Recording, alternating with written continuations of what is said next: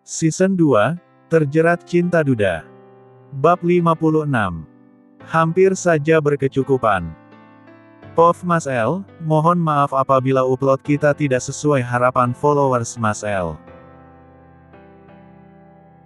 Sebenarnya Mas L sedang menghadapi cobaan hidup, Mas L sedang membutuhkan dana, karena beberapa hari yang lalu Mas L udah jatuh dalam masalah dengan pengeluaran sebesar 15 juta, dan saat ini Mas L hanya bisa berdoa untuk mempermudah semua ujian ini, dan jika ada sahabat-sahabat Mas L yang mau mengasihiku, Mas L akan menerimanya dengan rendah hati. Oke lanjut. Aku harap kamu bisa berpikir jernih Re untuk hubungan kita ini. Aku akan mencari cara agar pertunanganku dan Lily batal dan kita bisa bersama lagi. Aku beri kamu waktu untuk berpikir, sekarang kamu sedang emosi jadi tidak usah memberikan keputusan apapun. Sekarang besok atau lusa keputusanku tetap sama tidak? Tegas Renata lagi membuat Derry menghela nafas panjang, dia memutuskan untuk pulang dulu memberikan jeda Renata untuk berpikir. Aku pamit, besok aku jemput ke kampus, ucap Derry lalu segera pergi. Mama kapan pulang? Kok lama banget Soh Ma, nggak ingat anak apa? Rengek Juna. Mama sama papa masih mau keliling dunia dulu Mas, kamu sama Beka kan udah gede, kasih mama sama papa nikmatin waktu kami dong, nggak mungkin kan ngelonin kalian mulu, canda Nia. Tapi Juna kangen Ma. Mama tahu nggak Ardi sama Safa udah mau tunangan? Yang benar Mas? Tanya Nia tak percaya. Mama Erla nggak ada cerita tuh, lanjut Nia. Makanya Mama pulang biar tahu perkembangan anak-anaknya di Indonesia, kelamaan honeymoon entar pulang-pulang bawa adek lagi, ketus Juna membuat Nia terkekeh kecil. Iya sabar kenapa sih Mas, Beka aja nggak segitunya. Kalau memang Ardi sama Safa mau tunangan bagus itu, hal baik tidak boleh ditunda-tunda apalagi kalian sudah pada dewasa, kamu juga harus nyusul segera Mas. Mulai deh ceramahnya keluh Juna. Bukannya Mama mau ceramahin kamu tapi kamu juga harus berpikir dengan usia kamu yang sudah dewasa Mas, gimana kelanjutan kamu sama Fanny, apa masih berhubungan? Tanya Nia penasaran. Enggak Ma. Males. Kok males sih Mas? Kamu kalau dia bilangin ngeyel, dicoba dulu Mas, siapa tahu cocok. Beka aja deh yang duluan, kok Beka sih? Kan kamu kakaknya Mas. Pulang aja dulu Ma, nanti kita bahas lagi, ujar Juna tidak suka dengan topik pembahasannya. Iya. Nanti Mama bilang sama Papa dulu. Sudah dulu ya, hati-hati di rumah, jaga adek kamu Mas, jangan dikasih keluyuran terus, pesan Nia. Iya Ma, dia keluyuran bareng Aslan juga, sahut Juna tak bersemangat. Juna menghempaskan dirinya di tempat tidur, rasa bersalahnya terus terngiang pada Renata meskipun perempuan itu tidak mau Juna bertanggung jawab padanya. Juna tetap tak bisa diam. Dia sudah merusak masa depan Renata, sebisa mungkin Juna akan membuat perempuan itu bahagia untuk menebus kesalahannya. Kok cemberut sih Kak? Enggak kok, ini senyum, jawab Beka menatap Aslan dan tersenyum kaku. Kalau masih senyum maksa gitu abang cium nih, ancam Aslan. Dasar. Kok dasar sih? Kamu nyakan juga seneng kalau dicium, ujar Alsan membuat Beka mengalihkan pandangannya malu. Kak, liburan akhir tahun kita ke puncak yuk. Ajak Aslan. Ngapain? Berdua doang. Kalau berdua nggak pulang-pulang bisa belendung akunya. Ya ajak yang lain lah, tapi kalau kamu maunya berdua doang juga nggak apa-apa, abang sih yes. Yes. Gue yang no.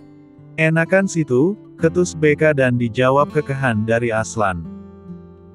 Ajak Safa sama Ardi juga Kak, Mas Juna juga terus ajak Renata biar seru, siapa tahu pulang dari puncak Renata sama Juna bisa jadian. Enggak. Jawab Beka cepat. Kok enggak sih Kak? Renata itu baik bang, Mas Juna juga baik sih, tapi Mas Juna nggak bisa jadian sama Renata, dia terlalu kaku, kasihan Renata nanti. Kak, Juna itu lelaki, insting lelaki dewasa itu lebih peka loh kak. Kita bisa bilang dia kaku tapi siapa yang tahu dia sama pasangannya bisa aja bucin. Mas Juna nggak asik. Dicoba dulu lagian kasihan Juna kalau jomblo terlalu lama. Entar deh dibicarakan lagi sama Mas Juna, itu juga kalau dia setuju. Renata juga susah kalau dia ajak liburan begitu. Kali aja mau kak, kalau nggak ya terpaksa dengan senang hati kita pergi berdua, rayu Aslan. Dasar. Pekik BK menatap Aslan horor. Renata membolak-balikan tubuhnya, perasaannya saat ini tak karuan. Apa mungkin Juna benar-benar ingin dekat padanya atau hanya sekedar rasa tanggung jawab karena sudah mengambil keperawanannya. Renata juga berpikir hubungannya dan Derry, apa harus diperbaiki lagi. Jika ia akan sulit juga karena Derry tidak akan menerima Renata jika tahu kalau dirinya sudah tidak perawan, lelaki mana yang mau dengan perempuan liar. Hafef. Terdengar helaan nafas dari Renata, perasaannya saat ini campur aduk tak menentu. Derry benar-benar datang menjemput Renata pagi ini. Saat Renata keluar dia mendengus kesal melihat Derry sudah berdiri bersandar di mobilnya.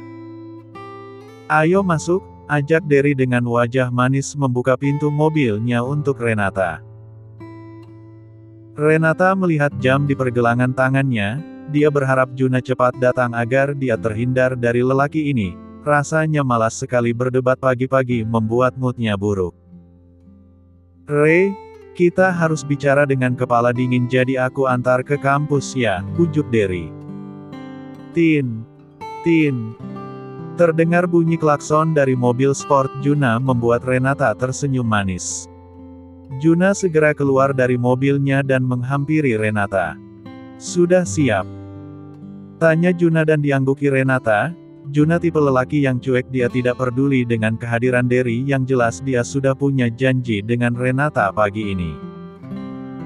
Renata segera melangkah ke arah Juna meninggalkan Derry yang terlihat kesal.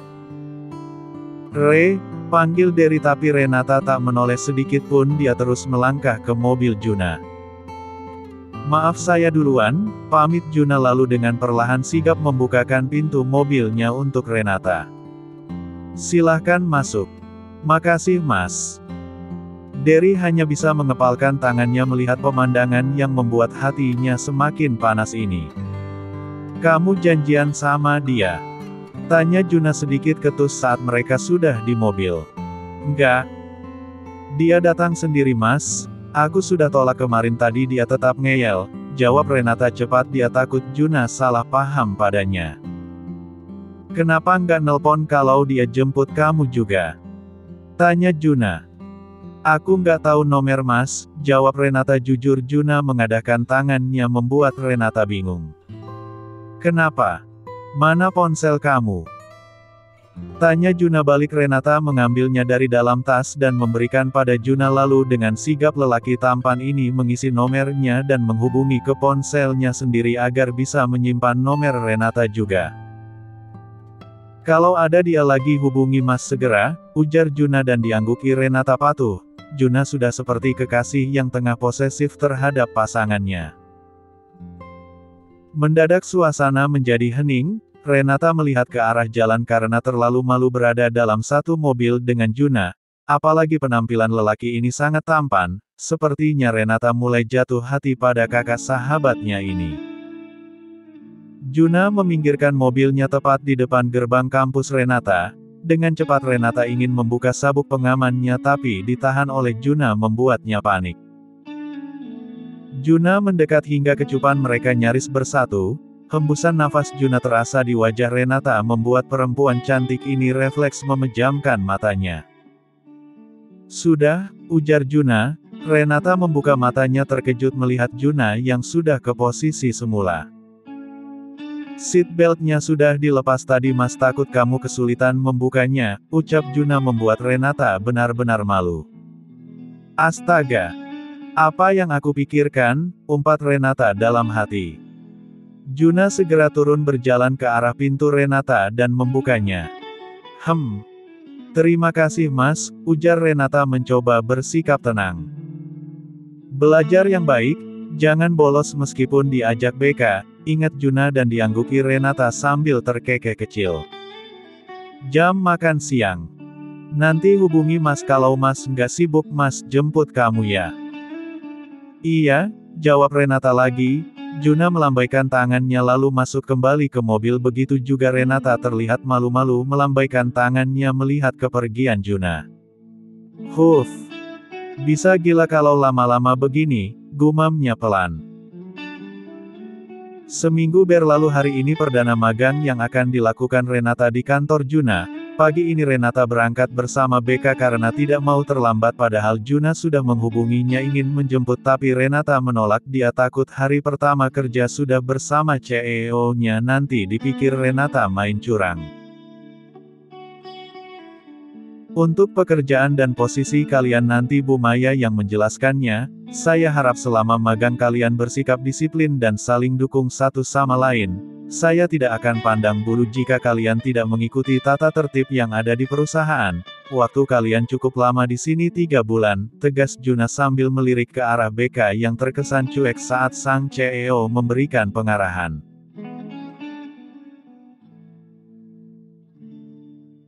Di sini mungkin kalian juga sudah tahu kalau Rebecca adalah adik saya, tapi jika dia memiliki kesalahan saya tidak akan segan-segan untuk menghukumnya. Selama kalian dititipkan di perusahaan saya, semua itu menjadi tanggung jawab penuh untuk saya dan pembelajaran seperti apa yang akan kalian dapatkan di perusahaan saya sesuai dengan prosedur yang ada, jadi jangan ada yang bertindak macam-macam jika tidak mau nilai kalian nol, tegas Juna. Juna memang jauh berbeda jika di luar dan saat bekerja. Renata sendiri sedikit heran melihat lelaki yang biasa lembut padanya ini.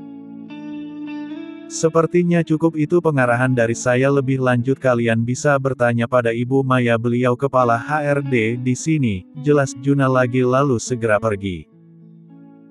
Gila, tegang banget coy. Wajahnya cool tapi bikin deg-degan. Asli kakak lo cakep banget kak, puji Dara teman BK yang juga magang di sana. Udah nikah kak? Tanya Dina. Belum, sahut BK. Mau dong kak? Komblangin, rengek Dina. Deketin aja sendiri, jawab BK menarik tangan Renata, tapi wajah Renata sedikit berubah saat BK memberikan izin pada Dina untuk mendekati Juna. Mau kemana kak? Tanya Renata. Kok bisa sih Vio magang di sini juga? Tanyanya kesal saat mereka menjauh. Ya nggak tahu gue, kan sesuai dengan usulan kita mau magangnya di mana? Pihak kampus hanya mengantarkan berkasnya aja, jawab Renata. Jadi dia milih di sini juga. Mau cari gara-gara tuh anak, belum tahu apa siapa gue. Kesal BK. Sabar, mungkin bisa jadi di tempat lain penuh kak, di sini masih ada. Positive thinking aja deh. Kita mau nuntut ilmu pelajaran di sini, bukan ilmu bela diri. Lagian kan lu juga udah nggak mau sama Max, nggak usah dipikirkan lagi. Biarpun begitu gue masih sakit hati sama dia Re, masih pengen gue jambak-jambak tuh pelakor. Kalau gitu tunjukin aja sama dia kalau lo bahagia, biar dia yang makin kepanasan kak. Balas dengan cara elegan, nggak usah pakai otot lagi, usul Renata. BK berpikir sejenak, sepertinya usul Renata masuk akan. Dia akan minta Aslan tiap hari antar jemput dia ke kantor biar Vio tahu kalau dia sudah move on dari bule sialan itu. Permisi. Mbak Renata dipanggil Pak Juna ke ruangannya. Saya, ujar Renata kaget. Ya Anda. Kenapa Re? Tanya BK. Nggak tahu kah? Gue kesana dulu ya. Ya udah gue tunggu di bawah, hari ini kita makan bareng. Sip, jawab Renata sambil berjalan ke arah lift untuk ke ruangan Juna. Bapak panggil saya. Tanya Renata saat membuka pintu ruangan Juna melihat lelaki tampan itu tengah berkutat di layar laptopnya. Ya, kenapa Pak? Jangan panggil Bapak Re. Mas terasa tua sekali kalau kamu panggil Bapak begitu, ucap Juna sedikit terkekeh. Tapi ini di kantor Mas rasanya beda aja kalau aku panggil Mas. nggak sopan gitu. Nanti yang lain kedengaran malah ikut-ikutan. Mas pernah lebih berlaku tidak sopan sama kamu tapi kamu tidak mempermasalahkannya. Juna melangkah mendekat ke arah Renata membuat jantung Renata berdegup kencang. Kamu kenapa nggak ada di depan ruangan Mas? Memangnya kenapa harus di sana Mas? Tanya balik Renata bingung. Bu Maya belum bilang sesuatu sama kamu. Renata menggeleng kecil karena memang dia belum ke ruangan perempuan bernama Maya itu. Kamu magang jadi sekretaris Mas, jadi kamu harus ada di depan ruangan Mas dan kamu harus selalu ada di dekat Mas, bisik Juna lembut membuat Renata kaget. Kenapa dia harus jadi sekretaris Juna? Tidak ada pemberitahuan sebelumnya. Tapi Mas, dibantah pun percuma Mas sudah minta pada Bu Maya untuk menempatkan kamu di depan ruangan Mas kalau perlu nanti Mas pindahkan ke dalam jadi kamu bisa kerja di sebelah meja Mas dan Mas nggak perlu capek-capek panggil kamu kalau lagi ada perlu.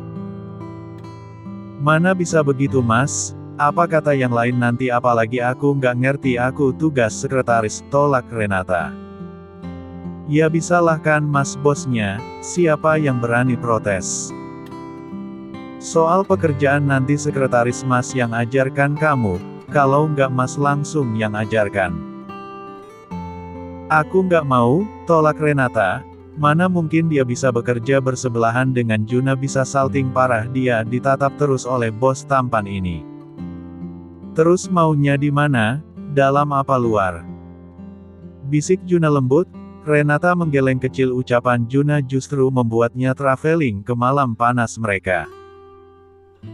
Luar saja, cari aman, jawab Renata segera pergi meninggalkan ruangan Juna.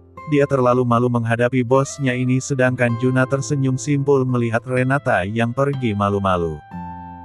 Gimana Fa? Bunda bilang harus ada pertemuan keluarga dulu Kak, jadi nanti keluarga yang memutuskannya. Pertemuan gimana? Apa Bunda nggak yakin sama kakak? Bukan gitu. Bunda takutnya kita menikah hanya karena nafsu belaka tidak memikirkan ke depannya. Pernikahannya itu bukan ajang perlombaan siapa yang cepat Kak, tapi lebih ke pilihan yang tepat. Fa, kakak rasa kakak cukup mapan bisa menghidupi kamu dan lagi kita cukup kenal jadi tidak ada lagi yang harus diragukan. Kamu tahu kan bagaimana kakak, tidak akan pernah bisa berpaling ke wanita lain selain kamu, ungkap Ardi jujur. Safa tersenyum kecil dia tahu kalau yang diungkapkan Ardi memang benar adanya, dia percaya penuh pada Ardi. Ya, Bunda percaya itu, Bunda dan Ayah ingin kakak juga meyakinkan dia. Oke lusa kakak akan langsung datang ke rumah. Secepat itu? Tanya Safa tak percaya. Akhir bulan kita tunangan dan awal bulan kamu berangkat ke Malaysia kakak tidak ingin menunda waktu lagi Fa kalau bisa setelah pulang dari Malaysia kita menikah, tegas Ardi.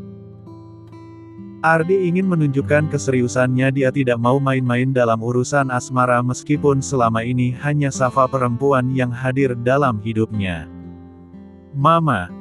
Pekik BK yang melihat sang mama sudah pulang. Muah. Kangen banget deh, ucap BK langsung mencium pipi Nia. Sama papa nggak kangen? Kangen jugalah, jawab BK yang langsung beralih mencium pipi Ben dan memeluknya. Mas kamu belum pulang kah? Tanya Nia tak melihat anak pertamanya itu. Belum ma tadi katanya masih banyak kerjaan, mama kok lama banget di sana. Kabar Oma Feni gimana ma? Nggak pulang ke Indonesia? Cecar BK. Satu-satu dulu dong jawabnya. Hehehe. Iya, abisnya kangen banget katanya cuma lihat makam kakek tapi sampai ke luar negeri buat honeymoon. Nggak seru mama ngepranknya, cemberut BK. Papa kamu tuh yang langsung ngajak ke luar negeri, katanya siapa tahu kalian dapat adik lagi. Nggak boleh. Jawab Juna yang baru datang.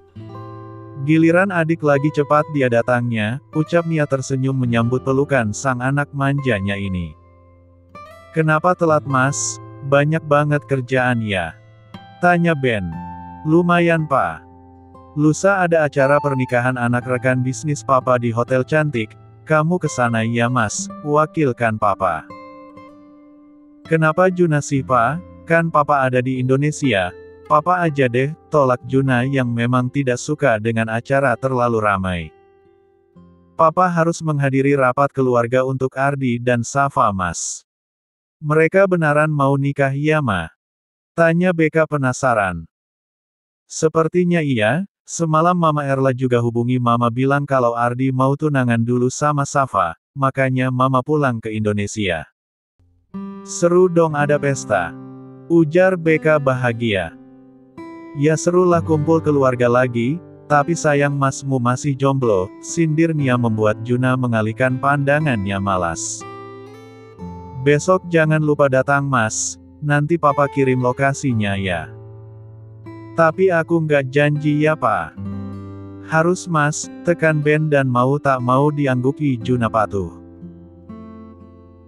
Juna masuk ke dalam kamarnya merebahkan tubuh lalu mengambil ponselnya untuk menghubungi Renata. Entah kenapa Juna merasa kalau dirinya sekarang semakin dekat dengan Renata bahkan semuanya ingin dilakukan bersama Renata. Halo mas. Halo, kamu sedang apa Re? Baru juga mau mandi, kamu ngapain nelpon? Emangnya nggak boleh nelpon? Bukan gitu tapi baru juga ketemu. Kalau masih kangen gimana? Renata terdiam di seberang sana sambil memegang dadanya. Jika Juna ada di dekat Renata sudah pasti Renata akan malu karena ketahuan senyum-senyum sendiri. Re. Halo kamu masih di sana? Hei. Masih mas, ini lagi nyiapin baju. Remas mau ngajak kamu sore besok ke undangan pernikahan teman papa. Kenapa harus aku mas? Terus kamu maunya mas pergi sama siapa? Perempuan lain gitu. Ya bukan gitu juga mas, maksudnya kenapa mendadak? Papa juga baru ngasih taunya tadi Re, mau ya? Please, rengek Juna membuat Renata merasa lucu dengan tingkah CEO muda ini. Lihat besok ya mas, aku harus siap-siap dulu. Nggak perlu nanti sepulang kantor kita mampir di butik mama. Mama Nia, pekik Renata tak percaya. Iya, kok kaget gitu? Jangan mas, aku bawa baju aja ya, nggak udah kesana, tolak Renata dia terlalu malu jika Mama Nia mengetahui kalau mereka jalan. Renata tahu kalau Mama Nia memang baik tapi dia belum siap jika diketahui publik kedekatannya dan Juna yang masih belum apa-apa ini. Ya sudah terserah kamu baiknya gimana yang jelas besok sore temenin mas ya, sudah mandi sana kamu bau acem nih, rayu Juna. Enak aja, mas tuh yang bau acem, balas Renata tersipu malu. Kalau gitu sama-sama acem kita, gimana kalau mandi bareng aja? Mas. Dasar ehem-ehem deh, pekik Renata malu. Hahaha. Sorry Re. Sana mandi mas juga mau mandi nih. Iya, sudah dulu ya mas, mas matiin telponnya. Kamu aja yang matiin duluan. Mas aja. Kamu, ucap Juna lembut. Kenapa nggak mas aja? Ya udah matiin sama-sama ya di hitungan ketiga, 1, 2 tapi mas belum rela matiinnya, ucap Juna lagi. Percakapan mereka benar-benar saling salting hingga keduanya tertawa bersama. Re, panggil Ibu Renata terdengar oleh Juna dari sambungan telepon. Iya bu. Ada yang nyariin nak, sebentar bu. Mas sudah dulu ya nanti aku hubungi kembali, mas mandi juga ya jangan kemalaman entar sakit lagi. Bye mas Juna, ucap Renata menutup panggilannya. Re. Belum juga Juna bersuara Renata sudah menutup ponselnya membuat Juna kepikiran siapa yang sedang mencari Renata, apa dari lelaki brengsek itu lagi. Pagi-pagi sekali Juna sudah sampai di depan rumah Renata bahkan lelaki tampan ini memberanikan diri untuk mengetuk pintu rumah Renata. Tok, tok. Sebentar, terdengar sahutan dari dalam sana. Juna menghembuskan nafas panjang. sedikit gugup karena baru kali ini berhadapan dengan orang tua perempuan, apalagi Renata sosok perempuan yang bisa dibilang dekat dengannya saat ini. "Siapa ya?" tanya ibu Renata saat membuka pintu melihat Juna berdiri di hadapannya dengan setelan jas lengkap. "Perkenalkan, saya Juna, Bu." "Juna? Mau cari siapa?" tanya perempuan tua itu. "Mas Juna," gumam Renata yang baru keluar dari kamarnya. Karena rumah Renata tidak terlalu besar, pintu kamarnya bertepatan dengan ruang tamu, jadi bisa melihat siapa tamu yang datang di depan pintu rumahnya. "Siapa, Re?" tanya ibunya. "Bos aku di kantor tempat magang, Bu," jawab Renata. "Oh, ayo masuk Pak, masuk, kok nggak bilang dari tadi sih, Re?" "Ibu kira siapa?" ajak ibu Renata. "Maaf ya Pak, rumahnya kecil, Bapak mau minum apa?" tanya ibu Renata sopan. "Nggak usah Bu, saya mau jemput Renata saja," jawab Juna. "Jemput Renata?" "Iya Bu, buat berangkat bareng," ujar Juna berusaha santai. Biasanya Juna mengantar dan jemput Renata hanya dari luar saja, tapi hari ini Juna memutuskan untuk berkenalan langsung dengan keluarga Renata. "Kan bisa tunggu di mobil, Mas." "Mas mau sekalian kenalan sama ibu kamu, Re," jawab Juna jujur, membuat Renata terdiam. "Bu, kami berangkat ya," pamit Renata cepat, mencium punggung tangan sang ibu dan diikuti Juna. Renata takut ibunya justru bertanya banyak tentang Juna. Dia belum pernah bercerita sama sekali tentang lelaki ini, apalagi setahu ibunya dia selama ini selalu berhubungan dengan Derry bukan Juna.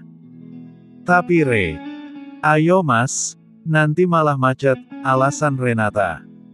"Pamit dulu Bu," ujar Juna sopan dan diangguki ibu Renata pelan. "Kenapa buru-buru sih, Re? Ini juga masih pagi." "Udah berangkat aja Mas," ajak Renata. "Mas kan mau minta izin dulu tadi sama ibu kamu, Re." "Izin? Buat apa Mas?" "Buat nanti mau ajak kamu ke kondangan dulu." "Tumben mau izin segala. Ya nggak enak aja bawa anak gadisnya sampai malam." "Nggak gadis lagi kok Mas, jadi nggak usah izin," sindir Renata. Juna hanya bisa diam saja karena memang itu adanya Renata sudah tidak gadis lagi karenanya. "Memangnya Renata sama Pak Juna beneran punya hubungan dar?" tanya Dina. "Kayaknya sih gitu, gue lihat mereka di kampus sama ulang tahun tari."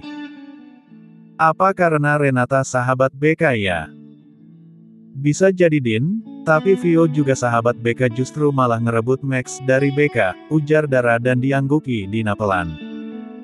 Saat sedang asik ngobrol justru Juna dan Renata masuk membuat mereka terdiam. "Beneran mereka punya hubungan?" bisik Dara. "Gue harus bisa rebut Pak Juna dari Renata, Ra, cantikan gue kemana-mana dari dia."